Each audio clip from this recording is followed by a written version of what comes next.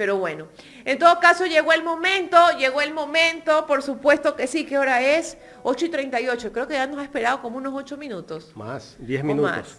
Doctor Tandazo, buenos días. Gracias por acompañarnos aquí en Ecuador en directo. Buenos días, Jaime. Buenos días, Carlita. Gracias por la entrevista. Gracias por ponerme en contacto con esa linda audiencia de Ecuador en directo. Y pedirles que así como se me quitaron 10 minutos, me permitan a mí en compensación, me permitan hablar del UNASUR y también de los temas que ustedes quieran tocar. Por supuesto que sí, doctor, claro que sí. Bueno, de hecho, pues es un tema que en estos 2, 3 días, pues ha estado pues súper expuesto en la palestra pública, sorprendentemente, pues digo sorprendentemente por la línea ideológica, porque sabemos que el objetivo de UNASUR es esa integración de estos países del sur y la mayoría de los países del sur pues no comulgan con la ideología del presidente Lazo, pero como él es figuretti, porque eso sí es verdad, ¿no? A él en toda fiesta le gusta estar, lo quieran o no lo quieran, entonces ahí está, lo escuchamos. A ver, perdónenme que haga de periodista. ¿Cuáles fueron los logros del UNASUR? Bueno, Logros no se han visto hasta el momento porque recién empezaba, ¿no? No empezaba. No empezaba. A ver, pregunta. Ahora están ustedes en el banquillo de los que tienen que bueno, contestar. ¿Cuáles logró fueron los consolidar. logros del UNASUR? Doctor, UNASUR básicamente logró consolidar la unión de los países, pudo estructurarse nuevamente, actualizar su reglamento y bueno, pues se quedó en ese proceso de iniciación de los objetivos fundamentales. Ahí se quedó. Luego, cuando se fue el presidente Rafael Correa, básicamente no hubo quien tome pues las riendas de UNASUR y por eso se quedaron grandes objetivos ahí expuestos. No quiero decir una palabra grosera que le calza, pero UNASUR fue un fracaso absoluto y total. Absoluto y total. Fue fruto de la palabrería latinoamericana. O sea, esa es la radiografía de lo que es Sudamérica. Sí, paja, paja y más paja. ¿Qué hizo UNASUR? Nada. Aquí hay un principio que es importante. Dice la política que hay que estar juntos, unidos, no para estar juntos, no para la foto de los presidentes como la que ustedes pasaron hace un rato, sino para hacer cosas juntos, no para estar juntos. Que ese es el sentido de UNASUR, tomarse la foto sin resoluciones de ningún tipo de trascendencia. Entonces, esto nos retrata de cuerpo entero lo que es Sudamérica. Sudamérica es una región perdida. Se han perdido en años de internacionalismo bobo. Se han perdido porque no hacen nada. El presidente Alberto Fernández acaba en lo que ustedes pasan, de leer ese poema de José Hernández, Martín Fierro, y en la parte sustancial, para no leerlo entero, dice, los hermanos sean unidos, esa debe ser la ley primera, y otras cosas más, porque si no, los devoran los de afuera. ¿Qué hizo UNASUR para que no nos devoren los de fuera de la región? Nada, nada, porque entienden que el tema es, no existe la división internacional de trabajo, no existen las relaciones desiguales en el comercio internacional, no existe lo de la brecha tecnológica, no existe el problema financiero, no existe la manipulación de los precios de las materias primas, no existe nada. Solamente reunamos a tomarnos la foto. Dos hechos trascendentales, el caso Zelaya y el caso de la bronca que hubo con Colombia por el tema Angostura. Nada más, no trascendió en absolutamente nada. Para UNASUR no existía un mundo unipolar que dominaba la periferia, no existía absolutamente nada. Tanto que Alberto Fernández acaba de plantear una verdadera, perdón la palabra, una verdadera estupidez, que eso lo retrata a él y América del Sur. Tenemos que ir a una UNASUR sin ideologías, es un caballo. ¿Cómo que sin ideologías? La ideología pesa, pues. ¿Qué nos quieren vender? Que la ideología no existe. Cuando la ideología en el campo interno de un país, y lo cito a Rodrigo Borja Ceballos, como tratadista, en la enciclopedia política, Son distintas de maneras de ver la sociedad de acuerdo a sus intereses. Es la distinta manera de ver los fines del Estado y la función de este en el proceso económico de la sociedad. Por ejemplo, no es lo mismo un Estado funcional que un Estado disfuncional. No es lo mismo un Estado que controla precios de productos o que dice a mí me vale un comino cómo suba la canasta familiar. Un Estado que se... Mire, yo entiendo, ¿no? Y entiendo el hecho de que usted diga, efectivamente esto no se ha logrado, pero tenía un objetivo, que era construir un espacio común para fortalecer la economía, el ámbito social, el ámbito político, incluso un respaldo y un fortalecimiento a la democracia en los países del sur, pero también tenemos que de pronto ver un poco más allá y ver cómo esa línea política de todos estos países fue dando un giro, porque usted sabe que de repente estábamos, la mayoría de los países del sur con el progresismo, luego vino en una cadena, ¿no? Se vino desenvolviendo una cadena y nos fuimos hacia la derecha, que hemos visto que todos estos países han ido rechazando a esas ideas neoliberales. Entonces, sí, es verdad, como usted lo dice, no se ha hecho nada. Pero tenemos que empezar por algo. No podemos decir que porque no se ha hecho nada, no podemos volver a unirnos y no podemos empezar a construir efectivamente un organismo que de una u otra forma nos apoye, nos apoyemos entre países vecinos. ¿O cuál sería el mecanismo entonces? Nunca vamos a tener apoyo de los otros países, nunca nos vamos a poder ver como hermanos. Eso es una falacia, eso es una demagogia, eso es alucinar. Es lo que usted acaba de decir, es una demagogia, es alucinar. Pero el fracaso del UNASUR se dio durante los gobiernos, entre comillas, progresistas. Ahí es donde se dio el fracaso, no durante los gobiernos neoliberales. Pero a los gobiernos neoliberales no les interesó mantener UNASUR. Pero lo hicieron fracasar los gobiernos progresistas, porque sin una pero agenda... ¿por qué no tomaron las riendas entonces? ¿Por qué no tomaron las riendas de UNASUR? De pronto le dieron un giro, ¿no? Llamaron al Consejo, trabajaron en, no sé, modificar sus objetivos, su tratado constitutivo, su acta fundacional, y le dieron un giro. Pero ¿por qué perder la opción de unirnos entre países que sin duda alguna tenemos que reconocer que luchamos día a día contra unos monstruos? Y usted lo sabe. Luchamos contra unos monstruos, Carlita, y muchas veces los países declinamos ante esos monstruos. Carlita, le está hablando una persona que conoce de política internacional en materia económica, que conoce. Cuando entró el neoliberalismo, fracasaron todos los procesos de integración. Recuerde los anteriores procesos de integración. Y convirtieron a los procesos... A ver, comencemos por esto. El neoliberalismo y el interés de los países poderosos es que no exista unidad en nuestros países, o que esa unidad sea una unidad fútil, una unidad que no sirva para nada. Entonces, se convirtieron nada más que en ONGs, sin ningún tipo de trascendencia, las grandes organizaciones políticas que hubieron antes, comenzando por el CELA, el Sistema Económico Latinoamericano, en el caso de acá de América del Sur, la LALC, la LAD y la Organización Latinoamericana de Energía, etc. Porque esa fue la presión, acabar con el multilateralismo, porque más les beneficia el bilateralismo. Y entonces en eso cayó América del Sur. Resucitaron UNASUR, pero la resucitaron sin ningún tipo de perspectiva. Por eso la pregunta del millón. ¿Qué hicieron? Voy a citar los nombres. Lula, Fernández, la Cristina me refiero. ¿Qué hicieron Lula, Cristina? ¿Qué hicieron el gobierno de Correa, el gobierno de Maduro, el anterior, el de Chávez?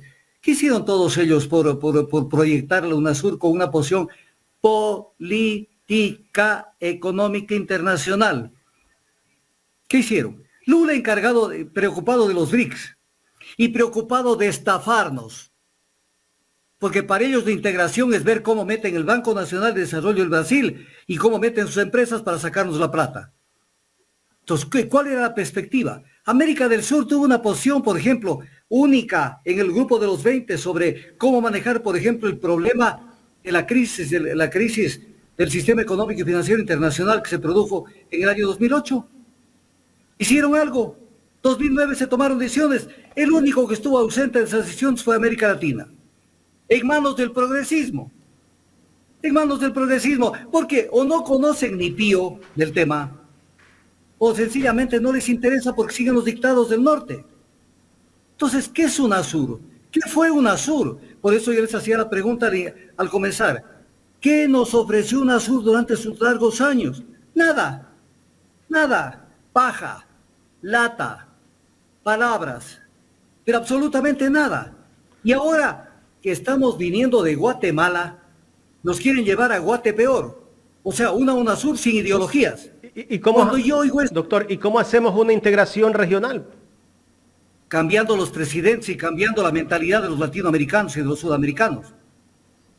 Pero una mentalidad que sea práctica, concreta, no paja. Por eso decía, hay que estar unidos, no para estar juntos, sino para hacer cosas juntas. Con un Boric que piensa como le da la maldita sea la gracia, que no tiene la menor idea de qué son los planteamientos a nivel de política económica internacional. Perdido en el horizonte, Boric. Un Perú fracasado, un Ecuador que ni siquiera se lo puede calificar, un Petro que está hecho pedazos, porque si alguien no pega una, se llama Petro. Un Alberto Fernández que le quedó enorme la presidencia, un Lula da Silva que ya redujo su discurso. Vean lo que acaba de declarar Lula respecto del UNASUR y de la Unión. Es la unión para estar juntos. Y entonces nos reunimos, nos tomamos la foto al estilo de cómo se toman las fotos los ejecutivos de las empresas norteamericanas o europeas. Los toditos están ahí bien parados, tiesos, y ya están. Y han hecho integración, no han hecho absolutamente nada de integración. No han fomentado la cooperación siquiera, que es lo básico de la integración. Pero doctor, perdón que le interrumpa, pero todo esto viene también, se ha venido desarrollando que cada que un país cambia de gobierno, sale de la izquierda, entra a la derecha, ya el otro ya se abre de UNASUR. El caso mismo de nosotros acá en Ecuador. Moreno, que fue parte del inicio de UNASUR cuando estaba Correa, cuando él asume la presidencia del Ecuador, él fue el primero en tratar de desaparecer UNASUR. Pero, mi querido Jaime, ¿qué dijo Rafael Correa en declaraciones que hizo a la prensa internacional? Sabíamos que era un tipo sin convicciones y que no era que no era de izquierda sino de derecha. ¿Y por qué lo candidatizó? ¿Por qué? ¿Quién es el responsable de la existencia de Moreno? Entonces, ¿de qué estamos hablando? Y él lo ha dicho. ¿De qué estamos hablando? Él lo ha dicho, el propio expresidente Correa lo ha dicho, que hasta disculpas ha pedido a los ecuatorianos. Esto lo estoy diciendo yo. Las disculpas no sirven para nada. No sirven para absolutamente nada. Ellos lo que buscaron es ganar y ponerlo a Glass de segundo a ver qué pasaba. Para contar. Pero lo mismo pasa en la política criolla. ¿Qué es lo que nos están diciendo los candidatos? Maruri, Sonnenhorner, Topic, los candidatos a vicepresidentes, el único que hay. Más o menos lo que nos están diciendo es, no hay ideologías. Si aquí lo que tenemos que hacer es trabajar para el país. ¿Pero qué es trabajar para el país? ¿Desde qué perspectiva? ¿Desde qué plataforma? ¿Desde qué ideología? ¿Desde qué forma de pensar? Ese es el discurso más peligroso que hay en la política. Unámonos por unirnos. Unámonos en UNASUR por unirnos. Unámonos en el Ecuador porque lo más importante no es lo que le interesa al pueblo es comer. Entonces ya no hay ideologías. Todas las toneladas de estudios políticos que se han hecho en la humanidad hay que tirarlos al tarro de la basura. Porque esa es parte de la dominación cultural y política del norte. La colonización moderna hace que los pueblos adoren las cadenas que los atan, que los encadenan. Ese es el sistema, eso es lo básico. Y entonces nos dan la vuelta al chip para que entendamos qué es eso. Entonces, ¿qué es la UNASUR? Absolutamente nada. Eso es el termómetro para mirar dónde está América Latina en el concierto de las naciones. Está menos que en la llanta de emergencia. Es América del Sur y América Latina. No hemos hecho absolutamente nada para caminar. Si lo recitáramos a Bolívar, por poner un referente, y le hiciéramos un análisis y le diéramos las herramientas, ¿qué le parece la integración? Hubiera dicho, están en la luna. Están en la luna. Uno tiene que defender su propio espacio no solamente político, sino económico. ¿Pero frente a quién? Las causas del subdesarrollo, ¿dónde están? Ya nos hemos olvidado de unas palabritas, que creen que olvidándose las palabras ya están en la modernidad. Y una de ellas es los niveles de dependencia, el neocolonialismo. El neocolonialismo es una realidad concreta. Y otra, entre los países chicos, subdesarrollados política y culturalmente, nosotros tenemos que entender que tenemos que llevarnos bien, lo cual no quiere decir meternos a procesos que no nos llevan a ningún lado, salvo que nos digan a dónde queremos ir. Vamos a poner un ejemplo, que yo fuera presidente de la República. Yo les digo a los presidentes a dónde quieren ir. Reunirnos, porque la próxima reunión va a ser en Buenos Aires, la siguiente en Santiago y la de acá, y tomarnos la foto. Yo no estoy para eso. ¿Qué quieren hacer? Si no quieren hacer nada, no nos peleamos. Sencillamente caminen nomás, que les vaya bonito. Se acabó. ¿A dónde quieren llevarnos con esto? Pero viene el tema de las perspectivas de las relaciones internacionales de un país. Un país tiene que entender que el mundo es exactamente igual que la ley de la selva. Cuando sale un animalito a la selva, no sabe si va a comer o lo comen. Esas son las relaciones económicas internacionales. Se sale, Doctor. y uno tiene que cuidarse, no del enemigo únicamente, sino del amigo. Han hecho la fiesta con nosotros. Han hecho la fiesta con nosotros, especialmente con el Ecuador, que tal vez es el país más ingenuo de América del Sur. Porque ni los bolivianos son como nosotros. Y creando que los países que integran UNASUR o cualquier otra institución que una a los países sudamericanos, creando que esto sea una política de Estado, tal vez podría ser que todo gobierno que sea parte de UNASUR tiene que cumplir con esa política. Y así funcionaría. Pero, lo primero es entender en qué se basan las relaciones económicas internacionales. Ahí no puede basarse en lo que ellos conceptúan, que es prácticamente fruto de un ejercicio mental lleno de candor y de ingenuidad. Entonces tenemos que entender cuál es el papel que está jugando, por ejemplo, Estados Unidos en el concierto de las naciones. ¿Cuál es el papel? Entonces no es así tan sencillo. No es así tan sencillo, hay que estar unidos. Yo les pido a los ciudadanos que me están escuchando, hay que estar unidos no para estar juntos, sino para hacer cosas juntos, pero cosas concretas, porque para eso es el avance regional, o sea, políticas regionales, no políticas de que cada país haga lo que le da la gana. Políticas regionales. ¿Cuál es el pensamiento de América Latina como región de América del Sur y de América Latina frente al mundo? Ninguno. No existe. Es cada quien dice López Obrador dice lo que le sale del estómago. Lula da Silva lo mismo, Alberto Fernández, Boric, Petro, el que está acá de turno y el que sea. ¿Qué han hecho? ¿Qué han hecho? Siempre buscando hacer shows mediáticos, pero que no llevan a ningún lado. Entonces ese es el tema. Tal vez podemos revisar tal vez el modelo de la Unión Europea. El modelo de la Unión Europea es un modelo que responde a países que tienen la misma orientación de desarrollo capitalista y que tienen otro tipo de perfiles frente al mundo exterior. Pero igual ellos definen una política, por ejemplo, cultural, social, política y económica, de cuidarse del avance, por ejemplo, de la economía norteamericana. Ese es el eterno choque que tienen. Pero no es que no les importa lo que hace Estados Unidos. Europa incluso está mirando todos los días lo que hace Estados Unidos, porque sabe que en cualquier momento Estados Unidos se los traga. Entonces no es que se unen solamente por Pero también le siguen el juego, doctor. Le hacen el juego en lo que es el avance guerrerista y etc. cosas, porque no les interesa que los pueblos de la periferia se vayan independizando, porque entonces adquieren un sentido de independencia y no son sometidos fácilmente. Claro. O sea, hay que mirar la geopolítica. Es un tema que a mí me apasiona, de lo cual he dictado muchas conferencias. La geopolítica, no la entienden. La geopolítica es real, son cosas concretas de ver ¿por qué Rusia está señalada como el agresor de Ucrania? ¿Por qué? Porque están creando condiciones para apropiarse del petróleo y del gas ruso. Es el gran objetivo, el resto es paja. ¿Lo lograrán en algún momento? Yo pienso que Rusia es un país ejemplo de lo que es la lucha por la supervivencia. Ya dio cuenta de esto en época de Bonaparte y lo dio cuenta en época de Hitler. Pero vemos un Boric que aplaude la posición de Zelensky, que por Dios, o sea, están hablando de un tipo que es un maníaco. Y Boric apoyando a él. Y Lula esperando reunirse con Zelensky y Zelensky le hace así. Ni siquiera se reunió en la última reunión.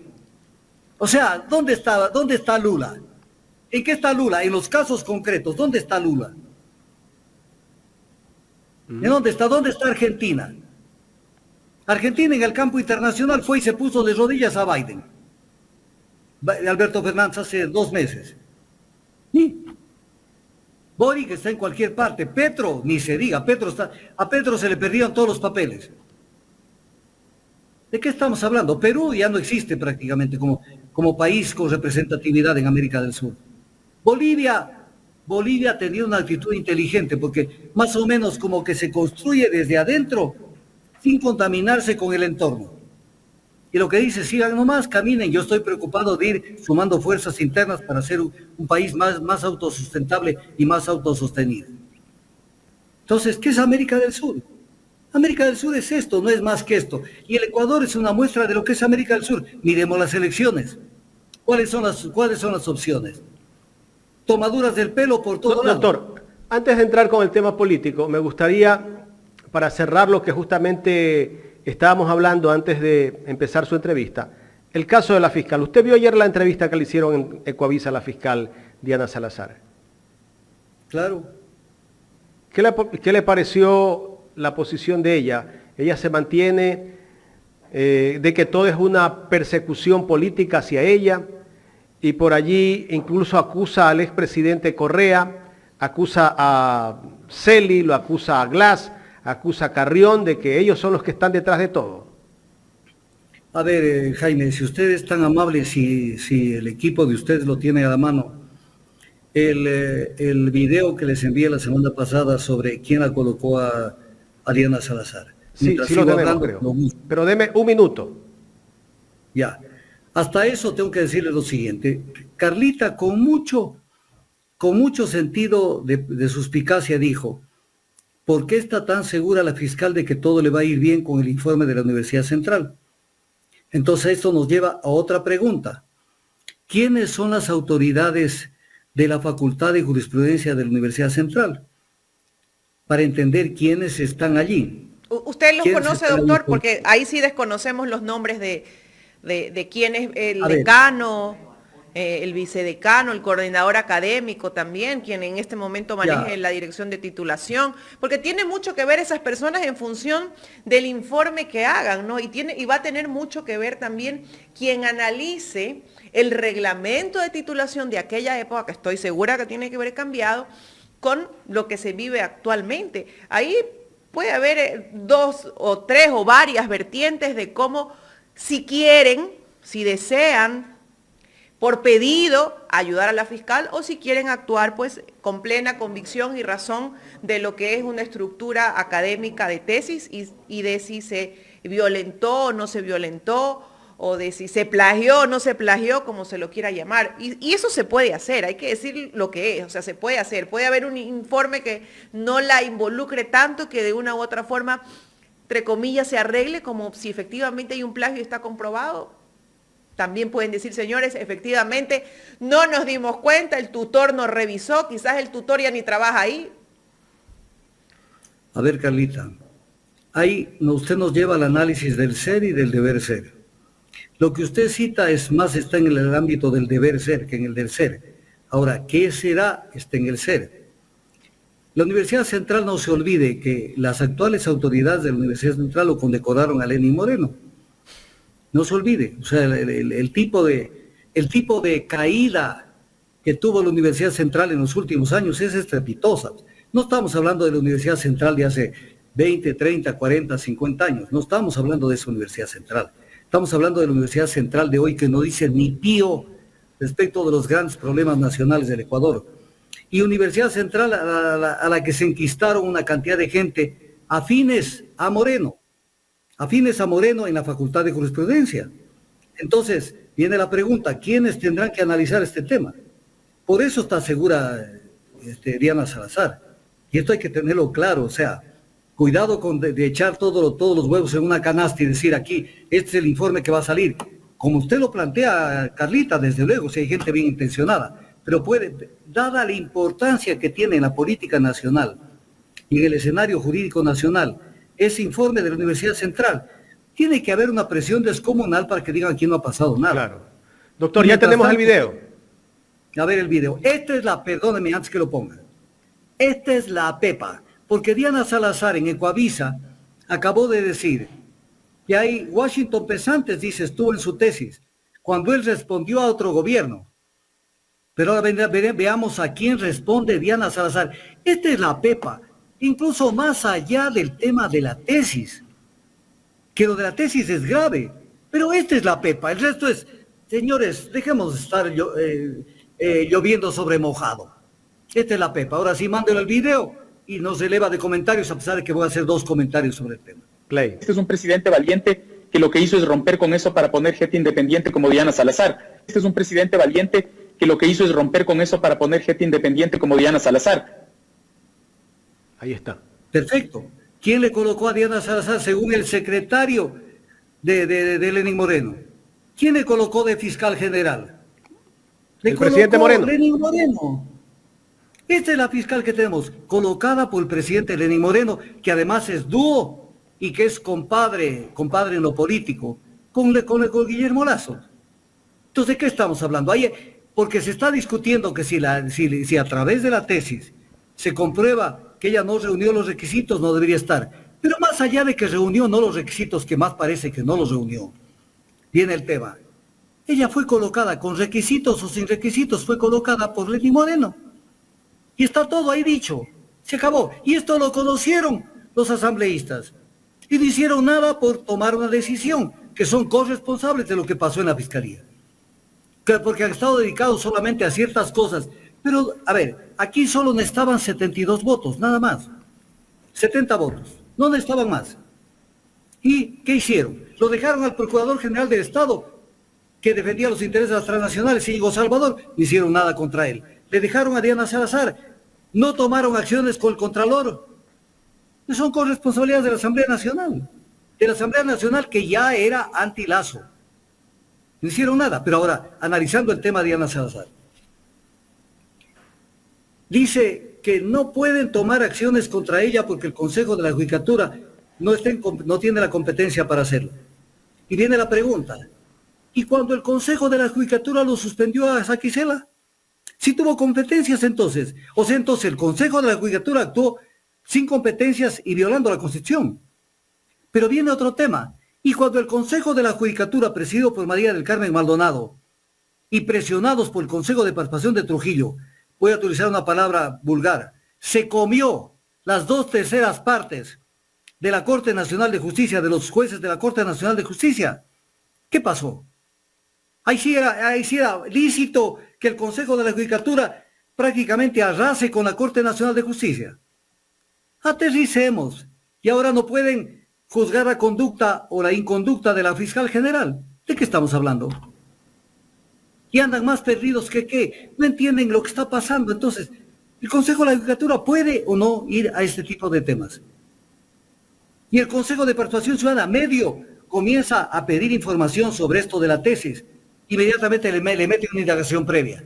Pero la indagación previa tiene un objetivo fundamental, que no se publiciten los documentos, porque mientras dura la indagación previa todos son reservados. Entonces ella se pasa de agache y hasta eso ya termina su periodo. Y entonces, ¿dónde está el tema? ¿Dónde está el tema? Pero todo esto pasa porque tenemos una ciudadanía pasiva, que le hacen lo que les da la gana los actores de la vida institucional del país. Y el pueblo no reacciona. Porque el pueblo solamente está esperando las elecciones para apostar quién gana. No pasa nada con las elecciones. En la forma como están organizadas no pasa absolutamente nada. Porque política y culturalmente en materia de educación política no hemos avanzado. Entonces es el tema de la fiscal. Claro, y todo lo hacen con una campaña mediática, ¿no? Yo veo que La mayoría de los invitados que van a estos canales tradicionales, donde ayer habló la fiscal general del Estado, son invitados que van a defender a la fiscal general del Estado. No hay de la otra parte, no hay un debate donde traten las dos partes. Desde luego, es parte del Ecuador y parte de la cobardía de la gente también. Pero eso es parte del Ecuador. ¿Cuál puede ser el futuro de la fiscal, doctor? Depende cómo se paren bien. Yo lo veo más bien parado al Consejo de Participación Ciudadana y Control Social. El Consejo de la Judicatura como que hay 3, en 5 miembros como que hay 3 que a ratos parece que quieren posicionar una posición, aunque es repetitivo, una posición de mayor profundidad y mayor seriedad. Pero hay 2, pues los famosos Murillos, el Fausto y el Juan José Murillo. Ellos están definitivamente anclados. Primero que Murillo, un Murillo, que fue presidente del Consejo de la Judicatura, se dio el lujo de estar años en el Consejo de la Judicatura, violando la Constitución. Porque el presidente del Consejo de la Judicatura solamente puede ser la persona que es elegido de la terna de la Corte Nacional de Justicia. Él estuvo en otra terna. No tenía nada que ver con esta terna. Y entonces, ¿de qué estamos hablando? Él se arrogó funciones. Entonces, aquí se auxilian los compadres que están unidos por el contubernio, unidos por los actos que son reñidos contra la legislación y contra el buen vivir. Entonces, ese es el tema. Doctor, una consulta en este tema de la tesis de la doctora Salazar. Vamos a, hipotéticamente, en el supuesto no consentido, porque yo creo que como parte de la academia creo en la veracidad del informe que nos muestre la academia, quiero creer que así es, pero en el supuesto no consentido de que ese informe sea a favor, ya lo dijo usted, ¿no? Por todo lo que hay detrás, ¿no? Todo lo que se juega, lo que involucra.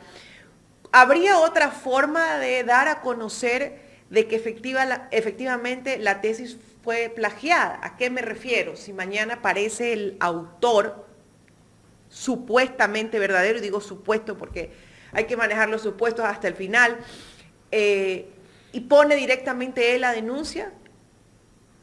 A ver, no solamente eso. A veces los organismos y las instituciones necesitan ser presionadas, en el buen sentido de la palabra, para que no se vayan por un camino equivocado. Por ejemplo, el grupo que está presentando esta denuncia contra la fiscal, deberían armar una especie de, pongámosle una palabra, un juicio de valor sobre este tema, con determinados académicos, que analicen la tesis y le aplasten un botoncito nomás. Porque ahora ya hay sistemas que le pueden medir el grado de plagio que puede tener una tesis. Que esto lo hagan ante medios de comunicación y ante todo el mundo. Para que de esa manera... El detalle, doctor, es que estos medios que efectivamente hay, URCUN, Turing, son programas, ¿no?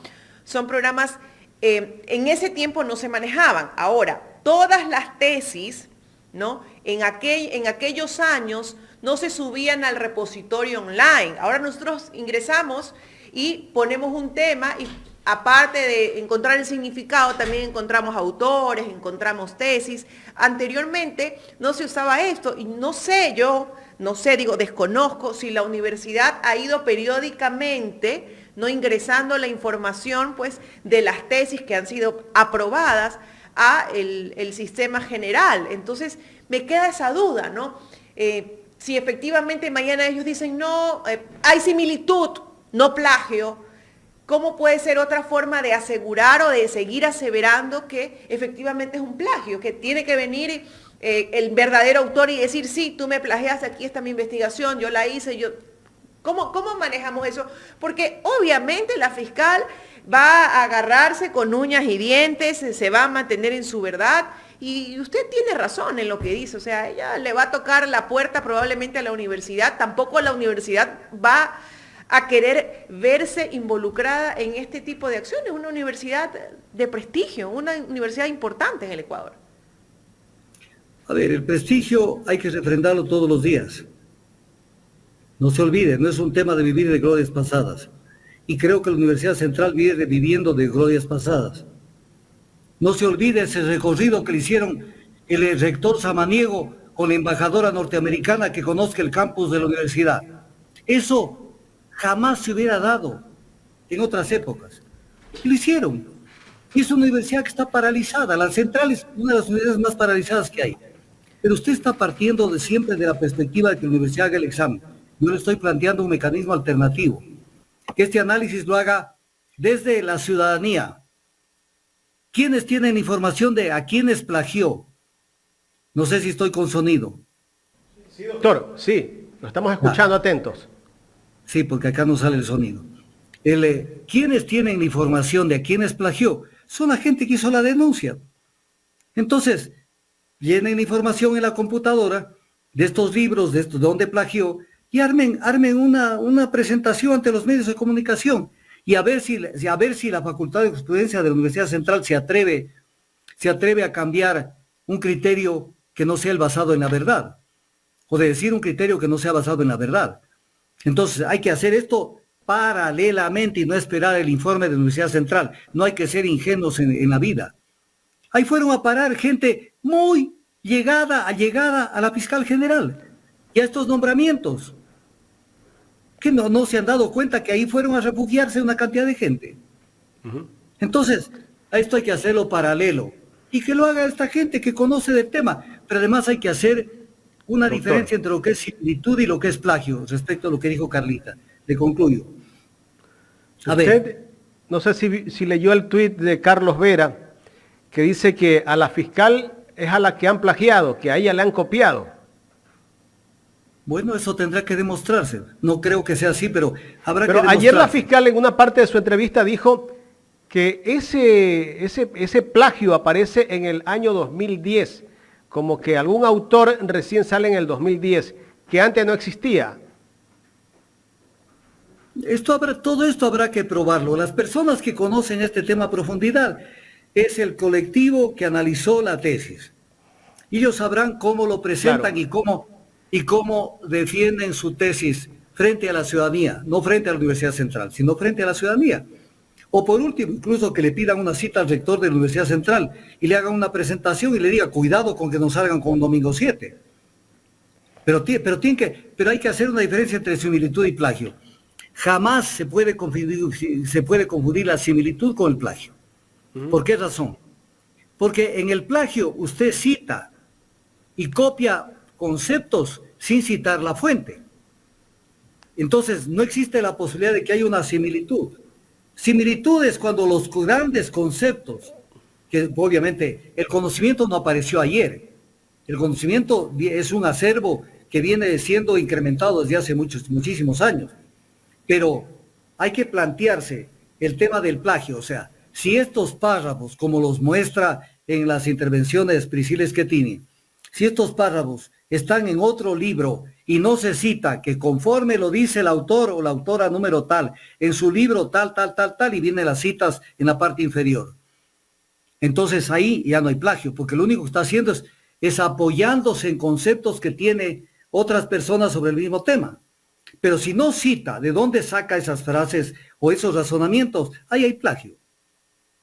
Entonces el tema es muy sencillo. Y si fuera lo contrario, lo que dice la fiscal, ella hubiese empezado una investigación previa contra las personas que la están investigando a ella. Claro, y hubiera reaccionado más bien presentándole al fiscal encargado Toainga que inicie una investigación contra las personas que la están difamando, pero no lo ha hecho. Como lo está haciendo con el Consejo de Participación Ciudadana. Lo del Consejo de Participación Ciudadana fundamentalmente es quemar tiempo para esperar a que ella termine su periodo e irse. Porque una indagación previa puede durar muchísimo tiempo. Y hasta eso ya se enfrían las cosas y no pasa absolutamente nada. Pero viene el tema, o sea, ¿qué han hecho en determinados temas para demostrar que existe una Fiscalía General del Estado? Ejemplo nada más. Resucitó el tema de los DRU. ¿Dónde está la instrucción fiscal y el dictamen de la Fiscalía? El tema Gabela, ¿dónde está el tema? ¿Dónde está la Fiscalía? Esperando lo que diga Roberto Mesa. Si Roberto Mesa puede ser que pegue centro, puede ser que no pegue. ¿Dónde está la Fiscalía en esos casos? Y hay casos por doquier. ¿Y el caso Que Moreno? El tema de la fiscalía es que siempre está mirando, Fiscalía y Contraloría, al gobierno anterior, no al gobierno del cual muchos son designados, como lo dice Juan Sebastián Roldán. Entonces, el fiscal siempre está, y la Contraloría siempre está mirando al periodo anterior. Actúan políticamente, actual, ¿no? Claro, del actual no dicen nada. Mire, Del actual no dicen yo nada. no sé si usted vio ayer en Ecoavisa mismo un reportaje donde se abre, Contraloría anuncia irregularidades en la prefectura de Pichincha porque hay unas contrataciones de asesores, de consejeros o alcaldes. Esto es como que solamente se la están dedicando a un lado. No veo a otras administraciones que estén haciendo lo mismo. Debería ser para todos, ¿no? La ley debería ser para todos. En el caso de Guayaquil, la alcaldesa de Guayaquil hizo lo que quiso durante los 4 años que estuvo. Y no ha pasado nada. Acá en la prefectura del Guayas tampoco ha pasado nada. Pero en ciertos casos actúan de manera diligente. Es que es solamente para los giles. Y los giles no se saben unir cuando tienen el poder para desembarazarse de este tipo de personas que actúan con determinada premeditación contra determinados sectores. Y no lo hacen. Por eso estoy diciendo, la Asamblea Nacional dejó ir al venado, a varios venados venados y venadas durante los meses anteriores, que tenían que haber actuado, no actuaron. No actuaron. Tenían esa Contraloría que fue alcahuete del gobierno de Lazo en el tema de Flopec y no hicieron nada.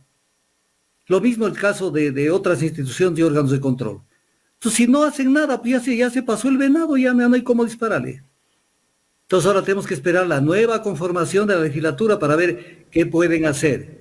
O sea, la política no solamente es tener la apertura, la predisposición de hacer algo, sino hacerlo en su debido tiempo. Hacerlo en su debido tiempo. Y eso no lo hacen. Porque o les falta capacidad o están por debajo transando cosas. Pero fundamentalmente también les falta capacidad. Les falta, no hay nada que hacer, les falta capacidad, no les da más. No les da más, entonces no están en el quehacer diario. Pero Doctor, se nos está yendo me gustaría entrar con otro tema, ya con el tema político. ¿Podemos entrar con el tema político?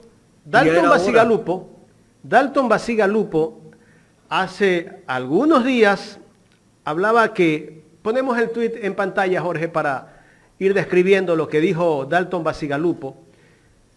Días atrás dijo, la izquierda democrática respaldará a Otto Sonnenholzer para presidente de la República conformando un gran acuerdo nacional de convergencia democrática. Esto no fue días atrás, esto fue ayer. Pero una semana o 2 semanas atrás, Dalton Basigalupo mismo dijo, no insistan el 20 de mayo, Otto Sonnenholzer y Daniel Noboa, el Partido Izquierda Democrática no está en venta. Pero ayer dice que la Izquierda Democrática respaldará a Otto Sonnenholzer, para presidente de la República. ¿Cómo analizar la manera o la posición que tiene cierta dirigencia de la Izquierda Democrática, doctor? Primero, no es Izquierda Democrática. De esto ya hemos hablado. Cambiamos es derecha democrática. las siglas. Claro, de izquierda, ¿qué tienen de izquierda? No tienen absolutamente nada. Votan siempre con los neoliberales, con los conservadores, toda la vida. Ahora, este amague anterior que hace, yo lo puedo interpretar de esta manera. O sea, no está en venta para que suban la cotización, pero de pronto va subiendo la cotización, entonces ya está en venta.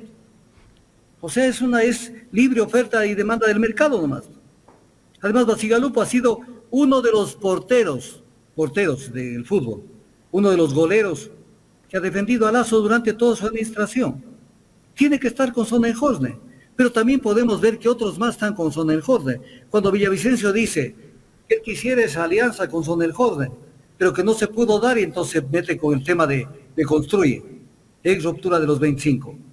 ¿Qué nos están diciendo toda esta gente? Que en la segunda vuelta ellos van a estar con Sonnenholzer y Villavicencio va a estar con Sonnenholzer. Así de sencillo, o sea, ya uno va viendo cómo son los bloques, cómo se van armando. Pero sería bueno analizar en su conjunto todo lo que está pasando en esta materia. Correcto. Doctor, esto nos hace pensar que en el supuesto caso de que haya una segunda vuelta, va a volver a suceder lo que ya sucedió en las elecciones pasadas, todos unidos contra el correísmo? A ver, eso puede darse, ¿por qué? Porque ese es el problema, que la gente no aprende a, de alguna manera, transparentar su intencionalidad abriendo espacios a otros sectores. Cuando existe esa predisposición para creer que son los elegidos, les puede pasar eso. Y bien podemos tener una segunda vuelta en la que se unan todos contra UNES. Y entonces esto no lo ven.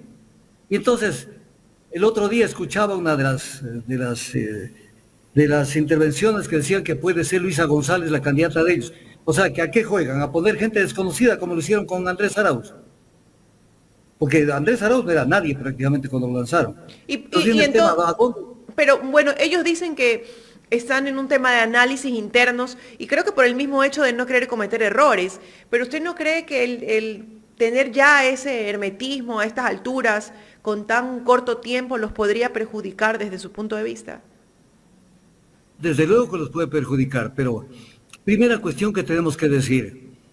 La campaña electoral, escuchen esto, porque ahorita estamos entrando en la política nacional, que me apasiona, igual que la política internacional. La campaña electoral, de acuerdo al calendario del Consejo Nacional Electoral, está prevista para del 8 al 17 de agosto, 9 días, y todos están en campaña electoral. ¿De qué estamos hablando? ¿Dónde está el Consejo Nacional Electoral? ¿Dónde se refundió el Consejo Nacional Electoral? Entonces, es un país dado es salvaje. Entonces, Villavicencio dice que ya vino recorriendo Manabí, Guayas y Azuay. ¿Y recorriendo en calidad de qué, pues? Bueno, pero las inscripciones, doctor, las inscripciones, no sé si estoy en lo correcto, usted me corrige, son hasta el 7 de junio, ¿no? Las inscripciones, a ver, la inscripción de candidaturas son hasta el 10 de junio. Hasta el 10. El listado de las candidaturas tiene que tenerlo listo el 6 de agosto.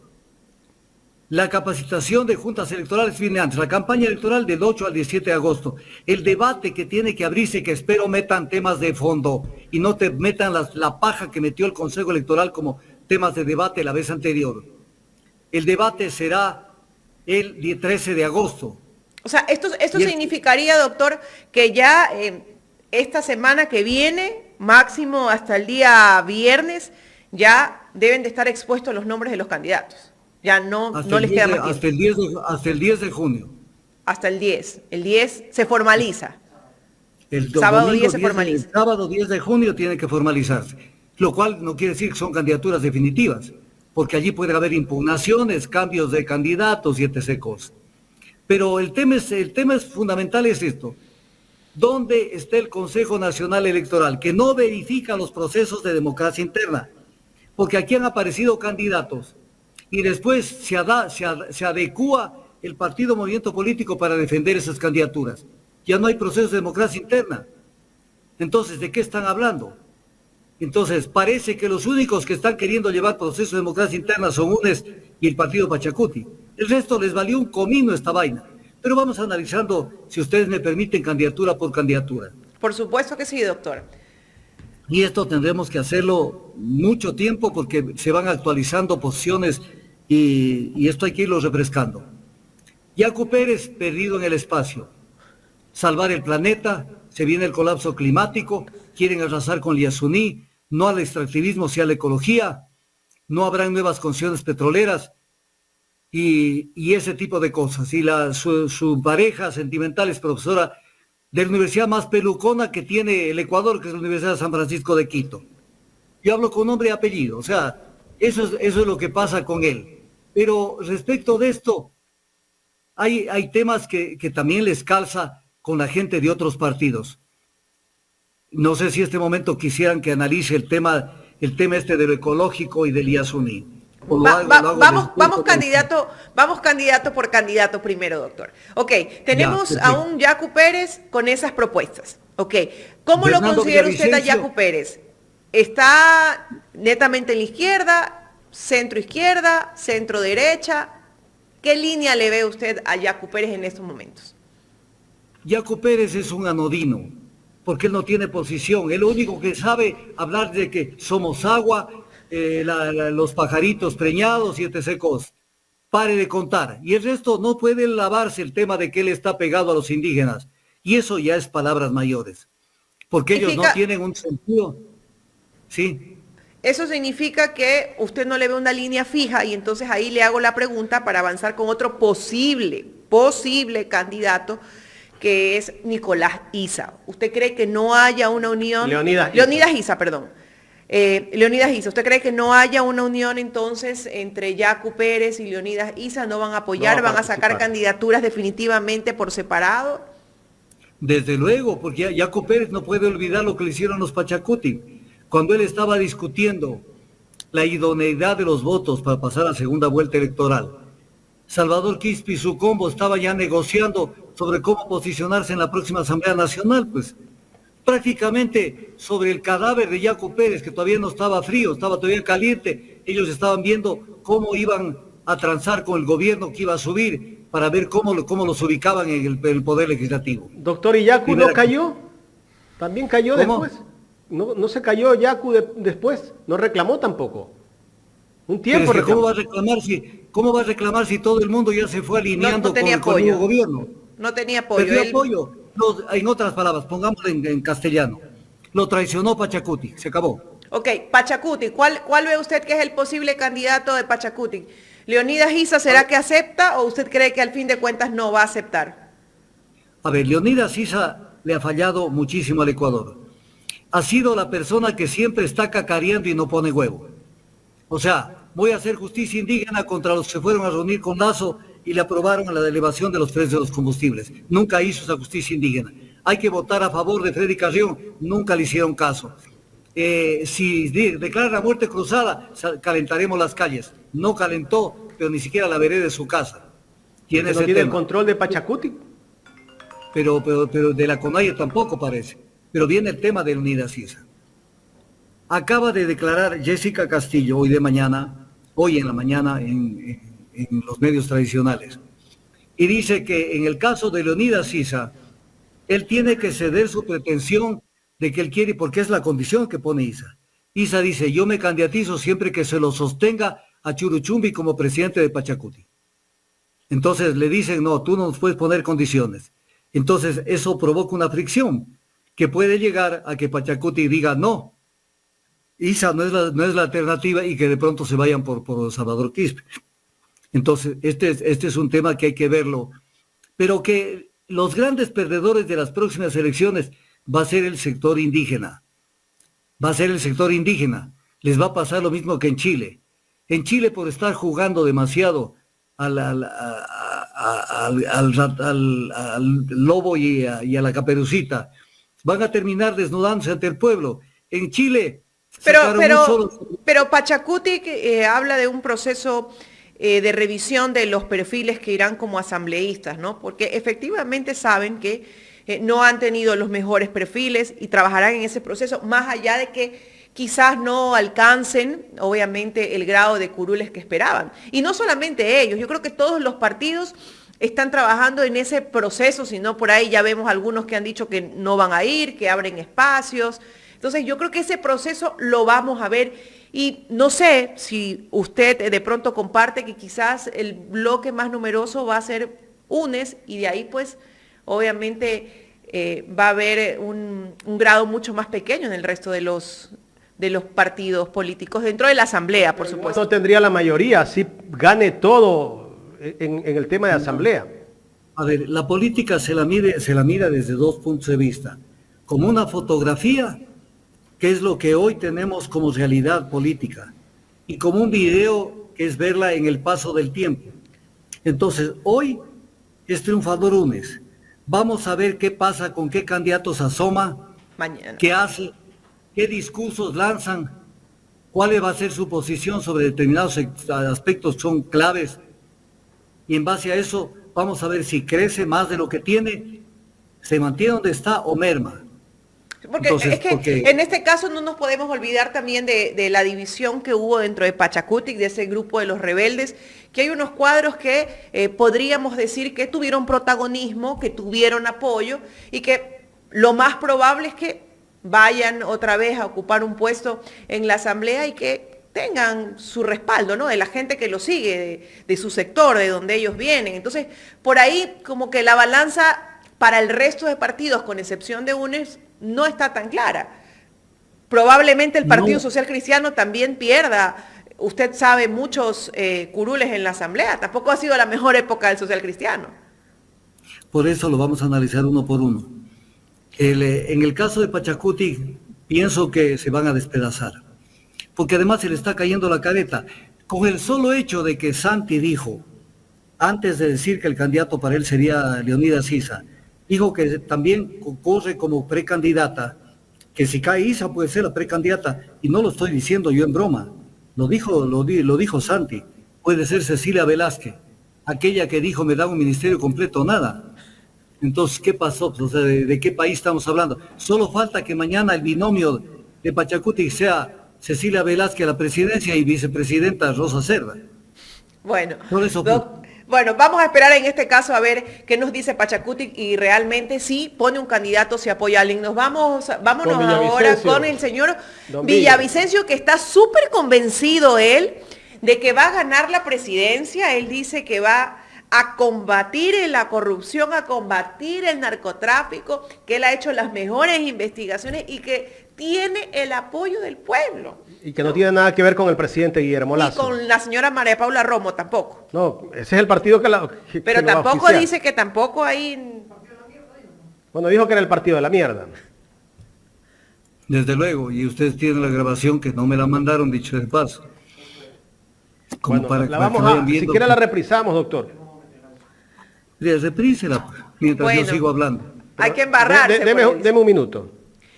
Mientras eso vamos analizando cuál es la posición de el señor Villavicencio, ¿no? Que sin duda alguna está haciendo su campaña desde ya y es el que más seguro se ha visto de estas presidenciales. A ver, ¿es el más seguro que se ha visto? No, sino el que transmite seguridad, que eso es una táctica mediática, pero eso no quiere decir que esté seguro. No, seguro de que se va a candidatizar, porque a eso me refiero, ¿no? Hasta que obviamente en firme no se dé, pero él está seguro de que va, dijo, y lo dijo él, estoy seguro, está en firme mi candidatura, dice que tiene respaldo de varias organizaciones, que se siente bastante respaldado y para él no hay marcha atrás, porque aún puede decir, ya no voy a apoyar acá a otro colega, a otro amigo, pero no, él está en firme de que él es. Claro. Pero miremos esto, Esteban Bernal, director del partido Creo, dijo yo valoro mucho la presencia de Bernardo Villavicencio. Así es. Tome en cuenta eso porque Creo no tiene candidato todavía. En la posta lo dijo, correcto. Y en Sabe aparecen con que le apoyan a Villavicencio. Luego dijo que ha liderado una gran batalla en la Comisión de Fiscalización. Yo le estoy tomando declaraciones de él concretas. Gran batalla en la Comisión de Fiscalización. ¿En qué temas? En ninguno. Porque más bien lo que se hizo fue de poner palos en la rueda a verdaderos procesos de fiscalización especial contra Lasso y su gente. Entonces, ¿de qué estamos hablando? ¿Cuál fue su gran trabajo liderado en la Comisión de Fiscalización? Luego dijo que hay que someter a las mafias que mantienen de rodillas al Ecuador. ¿A cuál mafia se refiere? ¿A la mafia de los albaneses? Pero si él ha votado a favor de la impunidad de Lasso, que está luchando contra el narcotráfico. ¿Cómo? ¿Cómo lucha contra el narcotráfico si prácticamente colaboró con la impunidad de Lasso? Dijo que intentó conversar con Otto Sonnenhorner, aquí viene el tema, que intentó, pero que no ha llegado a ningún resultado. Pero se ve la disposición de unir fuerzas en algún momento con Otto Sonnenhorner. Que dicho a Otto Sonnenhorner fue parido por Moreno, pues, porque lo llevaron al poder a Otto Sonnenhorner, siendo que no podía llegar a la vicepresidencia, porque estaba impedido por la famosa ley de los paraísos fiscales. Él era director de Galley Enterprises y no podía ser jamás vicepresidente, pero lo metieron a la fuerza, pues, como se hace aquí en el Ecuador. Entonces viene este tema, que la compañera de él en la candidatura sería de la Costa, suena Marta Roldós, que no sé si se preste para esto, que liderará la lista de asambleístas el general Patricio Carrillo. ¿Cuál Patricio Carrillo? El que prestó armas y granadas a Yanín Áñez de Bolivia para que repriman al pueblo boliviano, y que hasta ahora no sabemos si se recuperaron o no todo lo que le prestaron en la época del gobierno de Moreno, siendo ministra de gobierno María Paula Romo, y el general Patricio Carrillo, que nunca metió a fondo el tema para que se aclare el tema de María Belén Bernal. Entonces, luego dice, aquí se lanzó contra Topic, lo cual quiere decir que por ahí se van a disputar el mismo nicho electoral. Dijo que es un mercenario de PlayStation. Luego dice que hay que equipar a la Policía Nacional y fortalecer sus grupos de élite. ¿Y por qué no le equipó su jefe, pues Lazo? ¿Acaso Lazo no dijo que Villavicencio está con nosotros? ¿Por qué no le sugirió equipe a la policía? Porque estamos 31 de mayo y la policía sigue en soletas y no se ha fortalecido sus grupos de élite. Que los bienes no justificados deben pasar al Estado y los de los paraísos fiscales. Dice, si alguien conoce el sector público soy yo, pero no conoció todo lo que se hizo en la época de Moreno y de Lazo, porque a la hora de la verdad los defendió, pues. Que existe esto es grave, esto es lo que dijo, que existe y esto lo dijo por si acaso en Ecuavisa, en contacto directo, del 29 de mayo, si alguien quiere ver. Existe una gran estructura hospitalaria que está abandonada. Ah, ya hay una gran estructura hospitalaria. ¿De qué gobierno? No puede Moreno, porque Moreno no hizo nada. Entonces, una estructura hospitalaria que vino del gobierno anterior de Correa y que está abandonada. ¿Y qué hizo él como asambleísta y presidente de la Comisión de Fiscalización para llamar a fiscalización a los que tenían abandonada la estructura hospitalaria? Porque él no puede escupir arriba porque le cae el mismo. Que existe una seria amenaza contra la dolarización, pero la verdadera amenaza contra la dolarización, entre otras cosas, está en los tratados bilaterales de protección de inversiones. ¿Qué ha hecho él contra esta plaga? Nada. Y luego que renegociará los contratos petroleros de prestación de servicios específicos para bajar las tarifas. ¿Por qué no ha impulsado esto con el gobierno de Lazo, al que estuvo tan cercano? Porque no es posible que haya estado comiendo de la misma mesa que Lazo, comensal de Palacio, y ni siquiera a la oreja le ha dicho, oye, renegocia los contratos petroleros, porque estamos pagando tarifas de $42, mientras a Petroecuador le cuestan 18 o 19 dólares. Entonces, ¿era un chico silencio frente al gobierno de Lazo o alcahueteó todo lo que pasó con Lazo? Entonces, él doctor, no puede... ya tenemos sí. El video. Mándelo. Estamos trabajando una alianza con Fernando Villavicencio, quien creemos cumple con esos requisitos y ese perfil. Es el ex partido Ruptura de los 25, que se llama Construye Listas 25. Cuando me dicen a mí, y con razón, desde afuera, oye Fernando, pero ¿cómo te fuiste a meter con ese partido? Yo les digo, todos entramos dispuestos a contaminarnos. Sí, si yo entro a destapar una alcantarilla, tengo que mancharme de mierda, punto. Bueno, ahí está. Ahí está, entonces está bien manchado y esto hay que recordarle todos los días hasta el último día de las elecciones. Porque eso se llama utilitarismo. O sea, un utilitarismo que es yo me mancho de mierda con tal de llegar a la presidencia. Entonces, ¿dónde está la ética? ¿Dónde está la ética? Entonces, creo que para él el fin justifica los medios, doctor. Pero bueno, tenemos claro cómo es el señor Villavicencio y por qué realmente se ha hecho conocer. Sin duda alguna que sí. Vamos con otro candidato, doctor. Jan Topic. Pero antes de saltar al otro candidato, doctor, la hija del extinto presidente León Febres Cordero también le ha dado el respaldo a Fernando Villavicencio. Y a propósito de esto, también tenemos dos tuits que publica la hija del expresidente Febres Cordero, Liliana Febres Cordero. Uno de ellos, dice ella, en la campaña de Guillermo Lazo, en la anterior, dice, no seamos indiferentes, todos estamos obligados a empujar el carro de la historia, impedir que nos conviertan en Venezuela, tomemos la vía del progreso, el empleo y la vida. Vamos, mayores, jóvenes, hombres y mujeres, a apoyar a Guillermo Lazo. A Lazo. a Lazo en la anterior campaña cuando Lazo era candidato, ¿no? Ahora está con Fernando Villavicencio. O sea, la gente que lo está apoyando a Villavicencio ahora es gente que viene del Apoyó mismo a Lazo.